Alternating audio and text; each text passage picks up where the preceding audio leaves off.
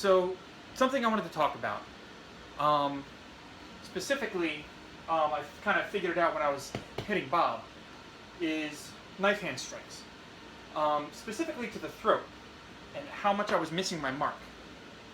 Um, and what I had kind of noticed was that when I was hitting Bob, going through combos, and he was moving, right? So you hit Bob, he's going to move a little bit. Is I would swing and I would actually miss. I would actually do it and end up hitting him in the clavicle, or possibly like kind of getting my fingers into his mouth, just because he wasn't in the exact spot at the right angle where I was swinging at. So I was always taught to swing straight for the neck, straight on. It's like a sword chop, right? It's right across like this. And that works perfectly fine and well if your target's not moving, right? You go in just like that. But if you end up missing, you knife strike somebody in the clavicle, or possibly get their fingers on the side of their head, you're gonna hurt your fingers and not necessarily injure them as much.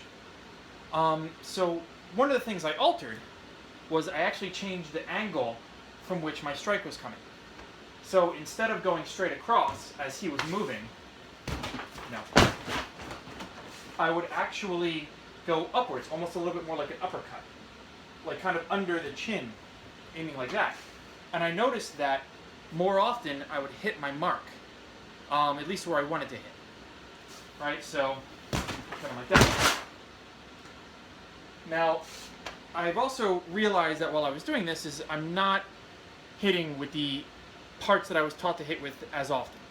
Most of the time, the strikes I was taught to like kind of the side of the fingers. Almost, you make it like a spear hand, and you hit with the side of the fingers, or you kind of get with the part of your hand right here. I noticed that I'm almost doing like a forearm strike now. I'm doing it with this part of the hand, and I end up hitting kind of this is the zone that tends to strike, which is okay. A forearm strike to the throat is, in my opinion, possibly even better than hitting it with your fingers, because you're stronger in that part, right? So,